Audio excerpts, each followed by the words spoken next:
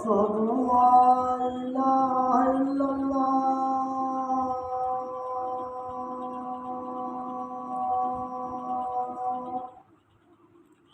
أشهد أن محمدا رسول الله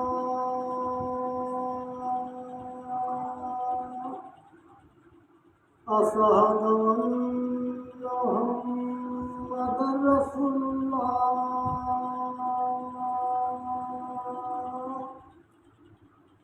حي على الصلاة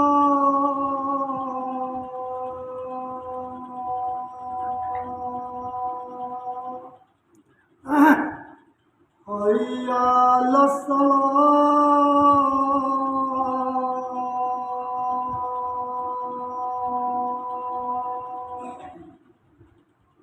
حي على الفلاح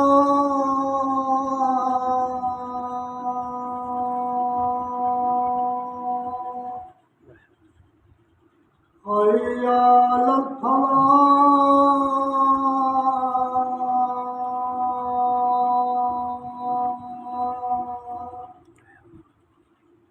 الله أكبر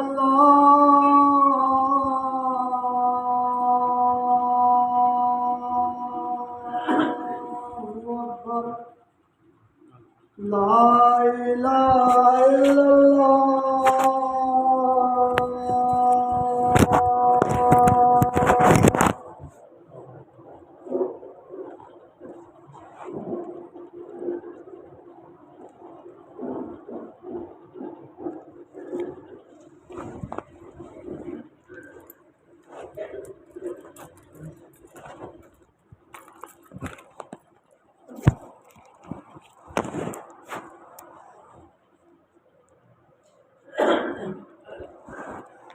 إن الحمد لله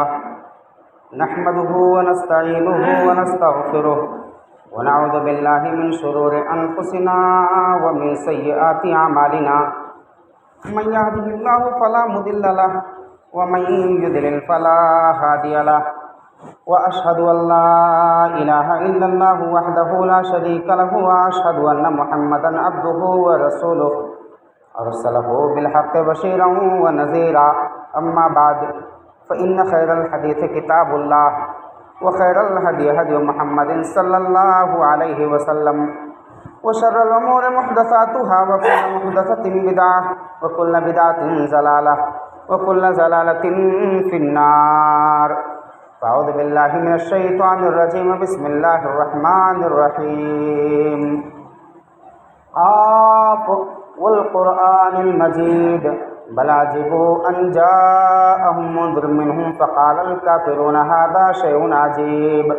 أإذا متنا وكنا ترابا ذلك رجع بعيد قد علمنا ما تنقص الأرض منهم وعندنا كتاب حفيظ بل كذبوا بالحق لما جاءهم فهم في أمر مريج أفلم ينظروا إلى السماء فوقهم كيف بنيناها وزيناها وما لها من فروج والأرض مددناها وألقينا فيها رواسي وأنبتنا فيها من كل زوج بهيج تبصرة وذكرى لكل عبد منيب ونزلنا من السماء ماء مباركا فأنبتنا به جنات وحب الحصيد والنخل باسقات لها طلع نضيد رزقا للعباد وأحيينا به بلدة ميتا كذلك الخروج كذبت قبلهم قوم نوح وأصحاب الرس وثمود وعاد وفرعون وإخوان لوط وأصحاب الأيكة وقوم تبع كل كذب الرسل فحق وعيد أفعينا بالخلق الأول بل هم في لبس من خلق جديد فأعوذ بالله من الشيطان الرجيم بسم الله الرحمن الرحيم ليس على الضعفاء ولا على المرضى ولا على الذين لا يجدون ما ينفقون حرج إذا نصحوا الله ورسوله ما على المحسنين من سبيل والله غفور رحيم وقال النبي صلى الله عليه وسلم الدين النصيحة سامعین کرام، دینی، ملی، مذہبی اور اسلامی بھائیوں، عزیز بچوں، کل تعریف اللہ کی ذات کے لیے ہے جس کے ہم سب بندے ہیں۔ آپ کے بعد درود و سلام ہو اللہ کے آخری حبیب محمد عربی صلی اللہ علیہ وسلم کی ذات، آپ کے آل، آپ کے اصحاب، آپ کے ازواج، آپ کی ذریت کے لیے کہ جن کی کوشش کی بدولت ہمیں اور آپ کو اسلام ملا۔ سامعین کرام، ہم اور آپ مسلمان ہیں اور اسلامی ناحیے سے ہمیں اور آپ کو شریعت نے مل جل کر کے رہنے اور ساتھ ہی ساتھ ایک دوسرے مسلمان کے تعلق سے خیر خواہ بن کر کے رہنے کی شریعت نے تلقین کی ہے۔ اللہ رب العالمین نے قرآن مجید کے اندر ارشاد فرمایا، لیس علی الضعفاء ولا علی المرضى ولا علی الذین لا یجدون ما ينفقون حرج۔ یہاں اس آیت کریمہ کے اندر اللہ رب العالمین نے یہ بتلایا ہے کہ کمزوروں پر، مریض اور پریشان حال لوگوں پر اور ایسے ہی ان لوگوں پر کوئی حرج نہیں ہے جن کے پاس اللہ رب العالمین کے راستے میں خرچ کرنے کی کوئی چیز نہیں ہے۔ لیکن آگے اللہ رب العالمین نے بیان کیا ہے کہ اگر وہ خرچ نہیں کر سکتے ہیں اللہ رب العالمین کے راستے میں، ان کے پاس مال و اسباب کی کمی ہے، تو ایسے افراد اگر اللہ اور اس کے رسول کے لیے خیر خواہی برتتے ہیں تو ان پر کوئی حرج کی بات نہیں ہے، یہ ان کے حق میں بہتر اور درست ہے۔ ایسے ہی آگے اللہ رب العالمین نے بیان کیا کہ ایسے نیک لوگوں پر انسانوں کو اعتراض بھی نہیں کرنا چاہیے، یعنی وہ اللہ رب العالمین کے راستے میں خرچ نہیں کر سکتے ہیں، نہیں ہے ان کے پاس مال و اسباب و جائیداد، تو اب معاشرے کا ایک مسئلہ ہوتا ہے کہ لوگ ایسے لوگوں کو کنکھیوں کی نظروں سے دیکھتے ہیں، ترچھی نظروں سے دیکھتے ہیں۔ شریعت اس کی مذمت کرتی ہے، یعنی انسان اگر اس کے پاس ہے تو خرچ کرے، نہیں ہے تو اللہ رب العالمین نے، نبی پاک صلی اللہ علیہ وسلم نے جو تعلیمات بتلائی ہیں ان تعلیمات پر عمل کرے، یہ اس کے حق میں بہتر ہے۔ واللہ غفور الرحیم، اللہ رب العالمین معاف کرنے والا ہے، اللہ رب العالمین درگزر کرنے والا ہے، اللہ رب العالمین مغفرت کرنے والا ہے، اللہ رب العالمین رحم کرنے والا بھی ہے۔ نبی پاک صلی اللہ علیہ وسلم کی احادیث پر جب نظر دوڑاتے ہیں تو خیر خواہی کے تعلق سے بڑی ساری حدیثیں ہمارے سامنے نظر آتی ہیں، ہمیں ملتی ہیں۔ ایک حدیث نبی پاک صلی اللہ علیہ وسلم نے فرمایا کہ دین خیر خواہی کا نام ہے، یعنی دین اسلام، مذہب اسلام جس کے ہم اور آپ متبع اور پیروکار ہیں، یہ خیر خواہی کا دین ہے، یعنی اس دین کا عمومی پیغام ہے کہ ایک مسلمان دوسرے مسلمان کے تعلق سے خیر خواہ بن کر کے رہے، بدخواہ بن کر کے نہ رہے۔ ایک بھائی اپنے دوسرے بھائی کے تعلق سے ویسے ہی سوچے جیسے وہ اپنے تعلق سے سوچتا ہے، یعنی ہر انسان اپنے لیے اچھا سوچتا ہے، تو دوسرے مسلمان بھائی کے تعلق سے برا نہیں سوچنا چاہیے، اچھا سوچنا چاہیے۔ کوئی بھی شخص معاشرے کا اپنے تعلق سے غلط بات سننا بھی نہیں چاہتا ہے، ایسے ہی دوسرے بھائی کے تعلق سے غلط سننے سے بھی پرہیز کرنا چاہیے۔ یعنی دیگر جو بھی معاملات ہوں ان معاملات میں ایک مسلمان اپنے دوسرے بھائی کے لیے وہی پسند کرے جو اپنے لیے پسند کر رہا ہے۔ اس کی تعلیم نبی پاک صلی اللہ علیہ وسلم نے دی ہے۔ خیر خواہی کا مسئلہ چاہے وہ قولی ہو یا فعلی ہو، ہر اعتبار سے انسان کو کرنا چاہیے۔ قولی کا تعلق زبان سے ہے، زبان سے کچھ کہہ رہا ہے، آنکھ سے کچھ دیکھ رہا ہے غلط، کان سے کچھ غلط سن رہا ہے۔ ایک مسلمان کا وتیرہ ہونا چاہیے کہ اپنے بھائی کو ایسے موقع پر سرزنش کرے اور اس کو سمجھائے کہ آپ کی یہ بات درست نہیں ہے، آپ ایسا مت بولو، یہ بولنا، یہ آپ کی زبان سے ادائیگی، یہ درست عمل نہیں ہے۔ فعل کا تعلق، کوئی انسان کسی بھائی کے تعلق سے کچھ غلط کر رہا ہو، ایسے موقع پر جس کے سامنے وہ برائی ہو رہی ہے، گرچہ جس کے تعلق سے وہ برائی کی جا رہی ہے وہ شخص دور ہے، لیکن جس کے سامنے ہو رہی ہے اس شخص کو اس سے روکنے کی کوشش کرنی چاہیے کہ آپ کا یہ عمل درست نہیں ہے۔ نبی پاک صلی اللہ علیہ وسلم کے جناب میں آپ کے ایک معزز صحابی جریر بن عبداللہ البجلی رضی اللہ تعالی عنہ یہ حاضر ہوتے ہیں نبی پاک صلی اللہ علیہ وسلم سے بیعت کے لیے۔ نبی پاک صلی اللہ علیہ وسلم کے پاس جب حاضر ہوتے ہیں اور بیعت کرنا چاہتے ہیں تو نبی پاک صلی اللہ علیہ وسلم نے ان سے کہا کہ اے جریر مد یدک، اے جریر تم اپنے ہاتھ کو پھیلاؤ، اپنے ہاتھوں کو کھول دو۔ جریر رضی اللہ تعالیٰ عنہ کہتے ہیں نبی پاک صلی اللہ علیہ وسلم کس تعلق سے آپ یہ بات کہہ رہے ہیں؟ کیا آپ کہنا چاہتے ہیں؟ کیا بتلانا چاہتے ہیں؟ میں اپنے ہاتھوں کو کھول دوں، کس لیے کھول دوں؟ کیا آپ کہنا چاہ رہے ہیں؟ آپ صلی اللہ علیہ وسلم نے کہا الا ان تسلم وجهك للہ والنصیحۃ لکل مسلم، کہ آپ بیعت کرنے کے لیے حاضر ہوئے ہیں تو بیعت جو کرنا ہے وہ اس تعلق سے بیعت کیجئے کہ آپ جو کچھ کہیں، جو کچھ کریں یہ اللہ کی رضامندی کے لیے ہو،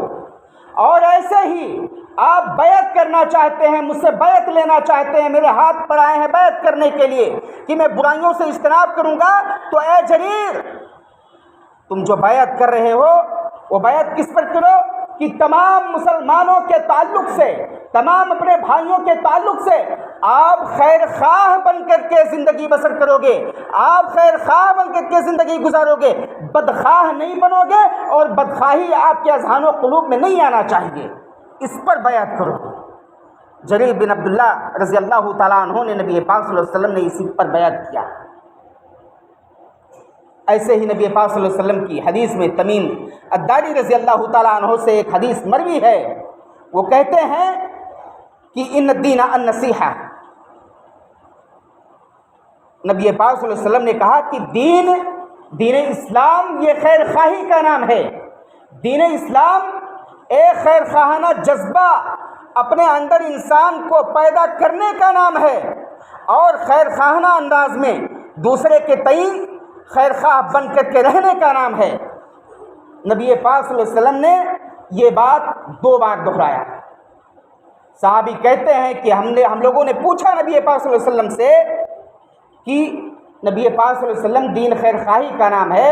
دین بدخواہی کا نام نہیں ہے، تو کس تعلق سے، کیسے ہم لوگ خیر خواہی کریں گے؟ کیا آپ کہنا چاہ رہے ہیں؟ نبی پاک صلی اللہ علیہ وسلم نے بیان کیا کہ قال للہ، اللہ رب العالمین کے تعلق سے آپ خیر خواہی کرو گے۔ اللہ رب العالمین کے تعلق سے خیر خواہی کا کیا مطلب ہے؟ اللہ رب العالمین نے ہمیں اور آپ کو پیدا کیا ہے اپنی عبادت کے لیے،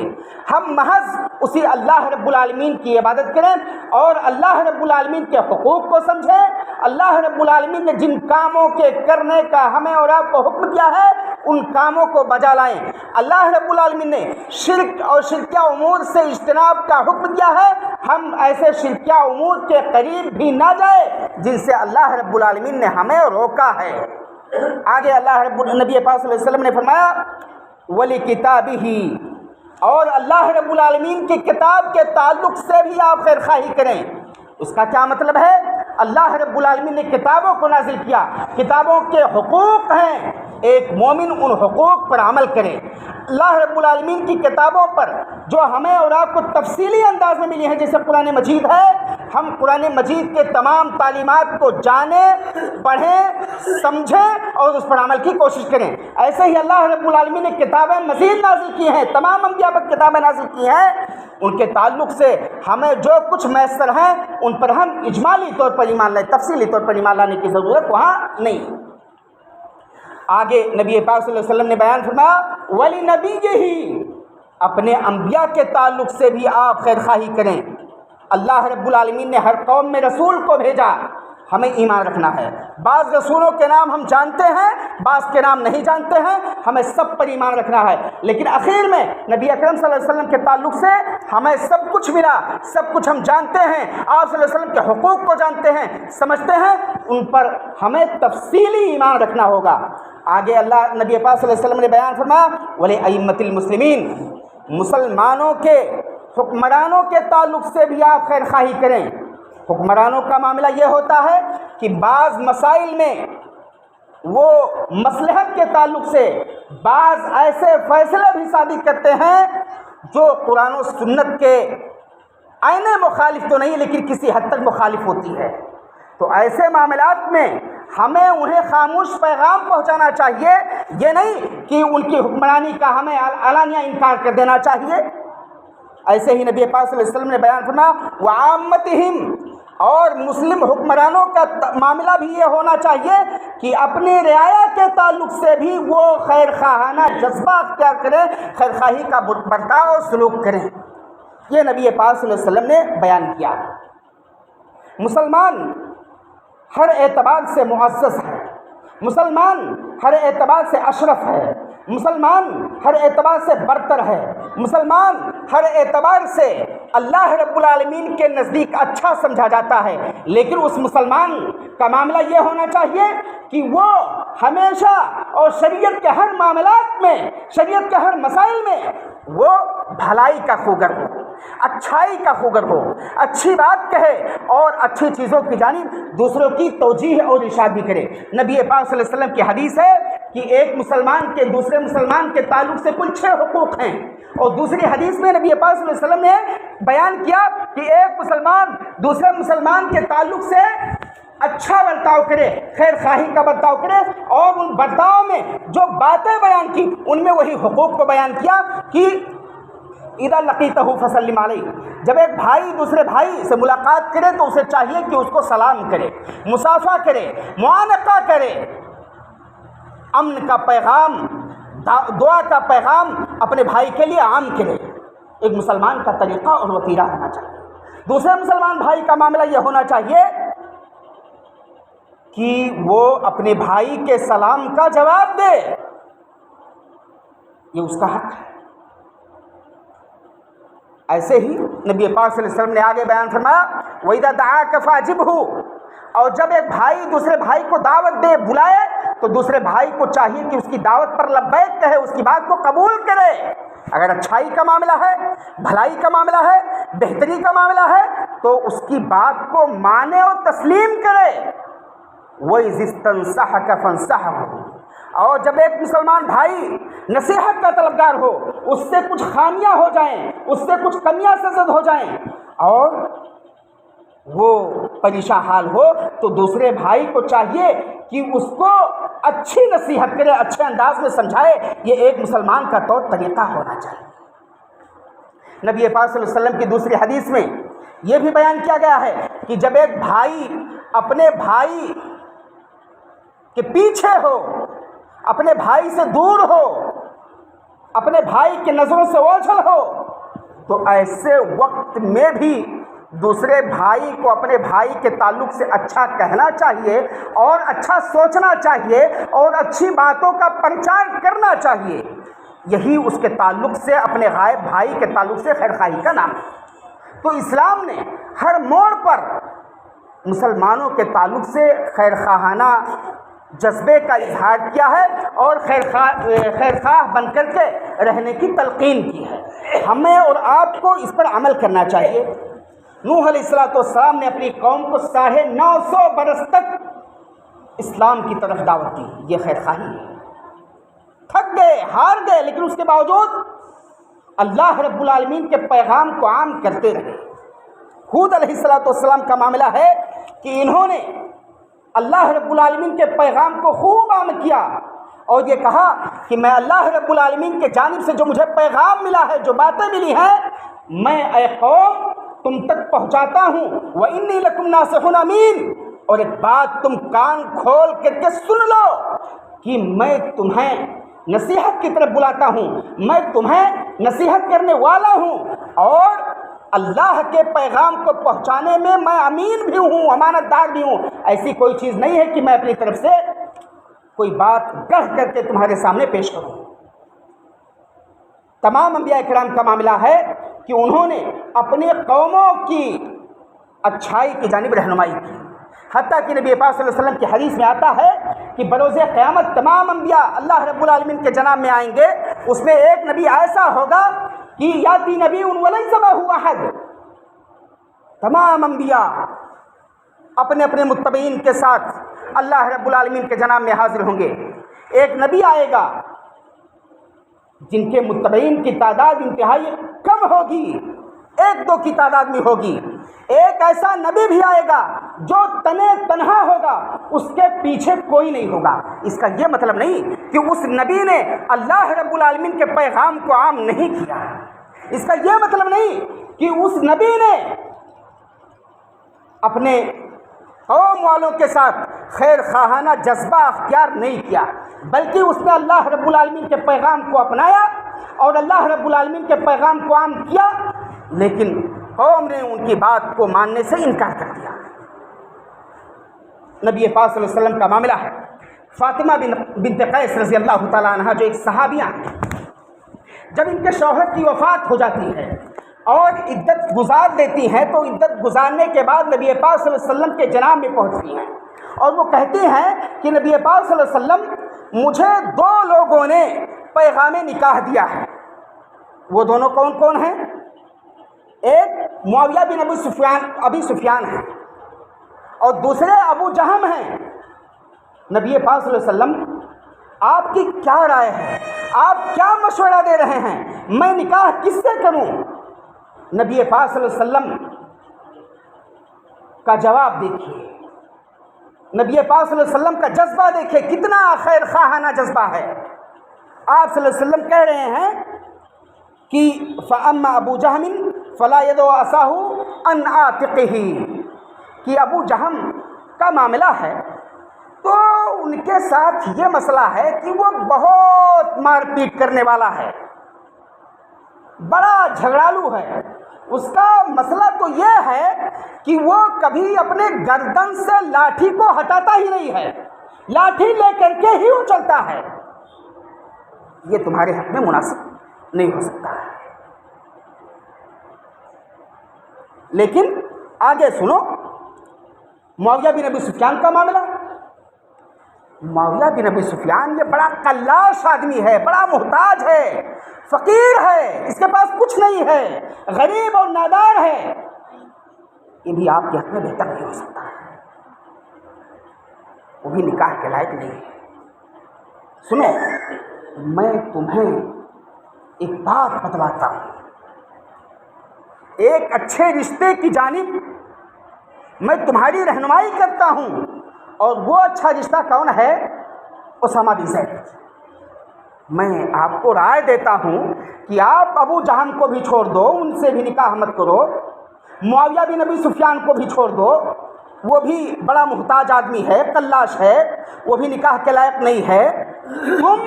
اسامہ بن زید سے نکاح کر لو، یہ تمہارے حق میں زیادہ بہتر ہوں گے۔ فاطمہ بنت قیس رضی اللہ تعالیٰ عنہ کہتی ہیں کہ میں نے اسامہ بن زید سے نکاح کیا،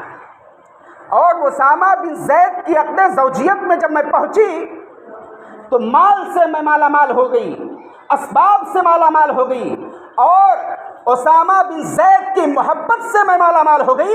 یعنی دنیا کی تمام خوشیاں مجھے میسر ہو گئی، ساری چیزیں مجھے مل گئیں۔ تو نبی پاک صلی اللہ علیہ وسلم کا یہ معاملہ تھا کہ تمام کے تعلق سے وہ خیر خواہانہ جذبہ رکھتے تھے۔ آپ صلی اللہ علیہ وسلم کے اصحاب کا معاملہ، صحابہ کرام رضی اللہ تعالیٰ عنہم اجمعین بھی نبی پاک صلی اللہ علیہ وسلم اور اللہ رب العالمین کی جانب سے جو تعلیمات ملتی تھیں اس کو خوب اچھے انداز میں ادا کرتے تھے۔ جریر رضی اللہ تعالیٰ عنہ کا ایک معاملہ ہے کہ وہ اپنے غلام کو بھیجتے ہیں گھوڑا خریدنے کے لیے۔ غلام بازار جاتا ہے،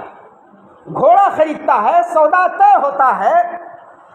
معاملات حل ہو جاتے ہیں۔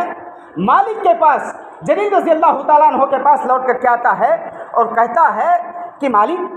جناب عالی، میں نے اس گھوڑے کو خریدا ہے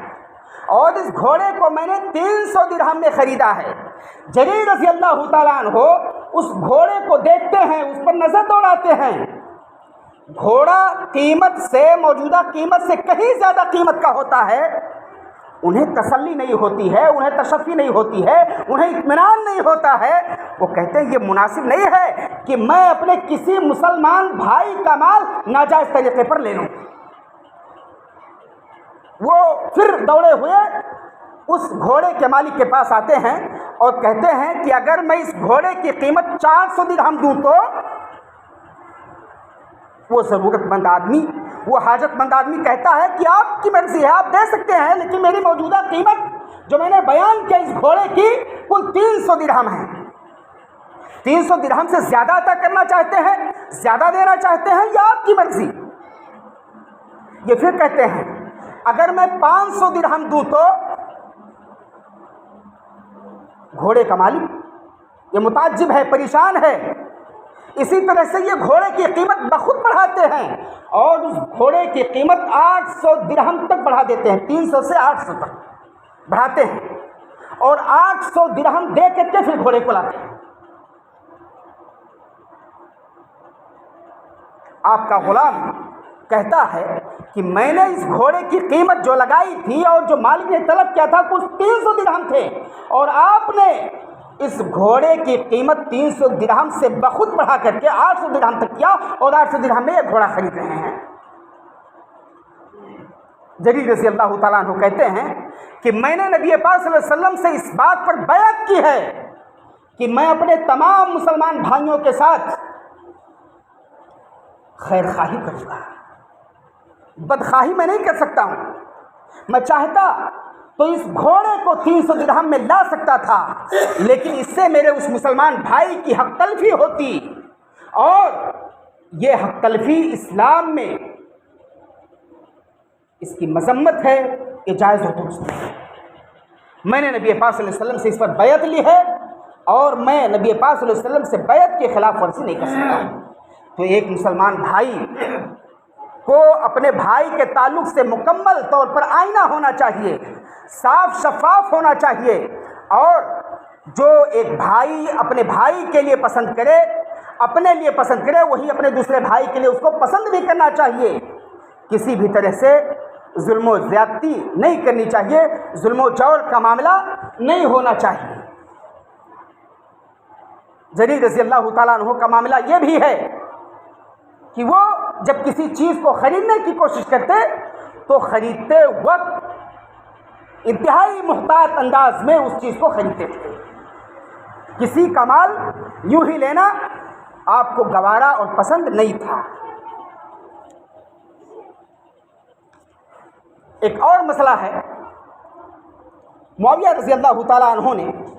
اہل کوفہ کی ایک فوج کی تیاری کے لیے لوگوں کو مقرر کیا۔ جریر رضی اللہ تعالیٰ عنہ کے پاس خط لکھا کہ میں آپ اور آپ کے بیٹے کو اس سے مستثنی کر رہا ہوں، فوج کی تیاری میں آپ لوگ شریک نہ ہوں، آپ لوگ آرام کریں، اپنے گھر پہ رہیں۔ جریر رضی اللہ تعالیٰ عنہ کو جب یہ بات پہنچتی ہے تو یہ خود معاویہ رضی اللہ تعالیٰ عنہ کے پاس خط و کتابت کرتے ہیں اور کہتے ہیں کہ مجھے یہ چیز گوارا نہیں ہے کہ آپ ہمیں بلا وجہ مستثنی کریں، بلکہ میں فوج کی تیاری میں شرکت کرنا چاہتا ہوں، یہ درست نہیں ہے۔ اور اگر آپ مجھے شرکت سے مستثنی کرتے ہیں، میرے بیٹے کو شرکت سے مستثنی کرتے ہیں، تو اللہ رب العالمین نے مجھے بڑے سارے مال و اسباب سے نوازا ہے، میں چاہتا ہوں کہ ایک غازی یا ایک مجاہد کے سامان سفر کو میں اپنی طرف سے ادا کروں۔ یہ جریر رضی اللہ تعالیٰ عنہ کا معاملہ تھا کہ دین کے تعلق سے اتنے مخلص ہوتے تھے آپ صلی اللہ علیہ وسلم کے اصحاب کہ ہر موڑ پر جو اپنے لیے پسند کرتے تھے وہی دوسرے مسلمان بھائی کے تعلق سے پسند کرتے تھے۔ ایسا کبھی نہیں ہوتا تھا کہ اپنے لیے اچھی چیزیں پسند کرتے ہوں اور اپنے بھائی کے تعلق سے غلط چیزیں پسند کرتے ہوں۔ اس لیے شریعت کی تعلیمات کو ہمیں اور آپ کو عام کرنا چاہیے۔ مذہب اسلام نے جن تعلیمات کا ہمیں اور آپ کو خوگر بنایا ہے، جن تعلیمات کو ہمیں اور آپ کو اپنانے کا حکم دیا ہے،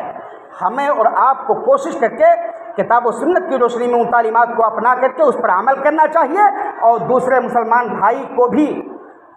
اچھائی کی جانب تذکیر کرنی چاہیے اور اللہ رب العالمین کے پیغام کو خوب عام کرنا چاہیے۔ باری تعالیٰ سے دعا ہے کہ اللہ رب العالمین ہم تمام مسلمانوں کو ایک دوسرے بھائی کے تعلق سے خیر خواہ بن کر کے زندگی گزارنے اور خیر خواہانہ پیغام کو عام کرنے کی توفیق دے، آمین۔ بارک اللہ لنا ولکم فی القرآن العظیم ونفعنی وإیاکم بالآیات والذکر الحکیم، انہ تعالیٰ جواد کریم ملک رؤوف رحیم۔